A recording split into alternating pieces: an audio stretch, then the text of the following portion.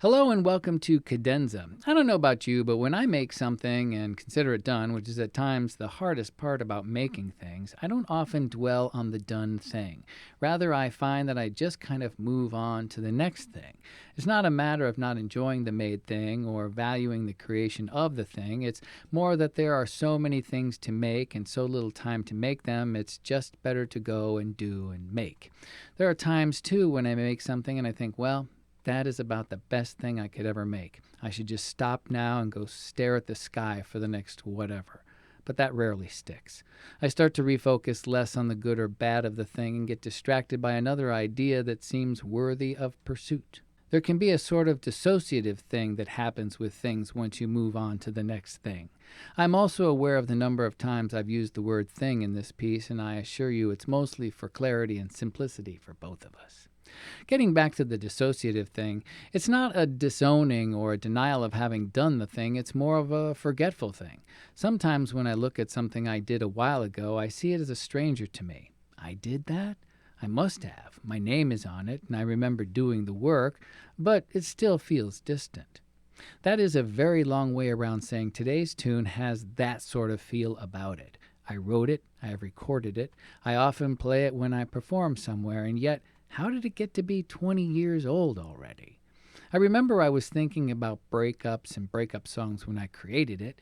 Many breakup songs talk about the pain and agony of the event, the sense of loss, of broken hearts and broken glass, of recovery seemingly eternally out of reach, and of sad stares off into the distance because nothing in the relationship worked.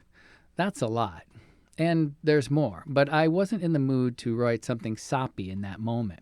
And it isn't my breakup song, so I could be more playful with it.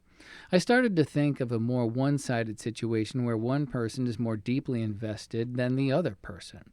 That can be for a number of reasons. They aren't in the same place physically or emotionally or in a sense of maturity. One person might have gone too fast for the other. For the relationship to work, it seems everyone needs to be ready so they can both make the investment, put in the effort, work the farm, whatever your turn of phrase might be. Today's song explores that dynamic. I thought, what if the one person who is heavily invested decides that their only option is to leave? They aren't getting what they need for whatever reason, and they need to go. The pain and the agony of the breakup is no less real for them because any breakup is hard, so they go through the same emotional responses as any breakup.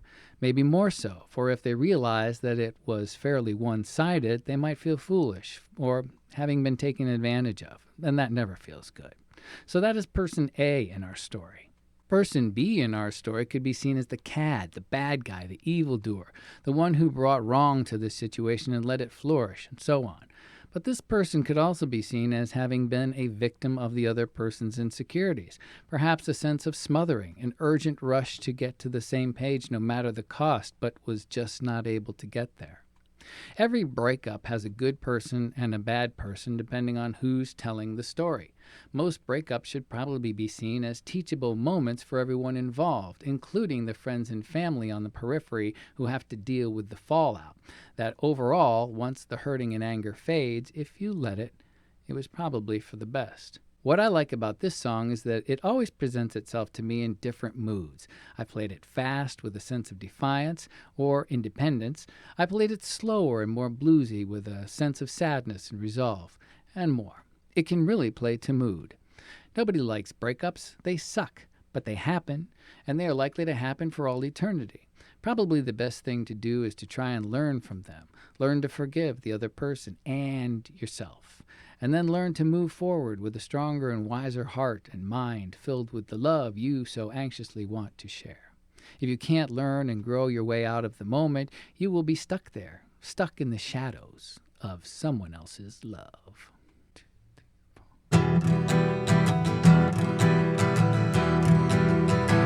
This is no bad dream. This is who I am. This is where you storm out into the night, and I see you turning blue in the full of the moon as you run from the shadows of someone else's love. Yet I stand alone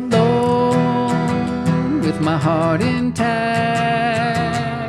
I stand here as a man who suffers no love lost, no hopeless tears burn my eyes as you seek out the shadows of someone else's love.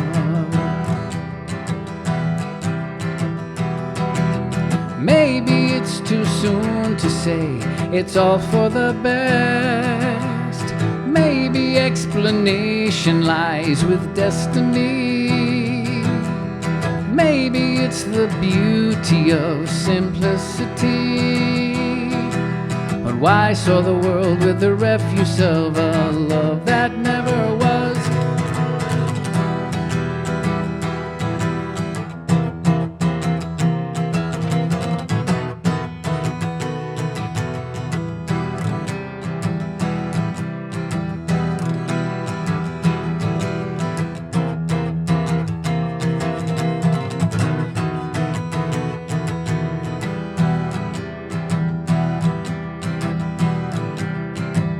As the seasons pass, as the memories wane, as I savor the flavors of my new and future loves, as my life moves ahead, there you lurk in the shadows of someone else's love. You'll be trapped in the shadows of someone else's love. You will die in the shadows of someone else's love.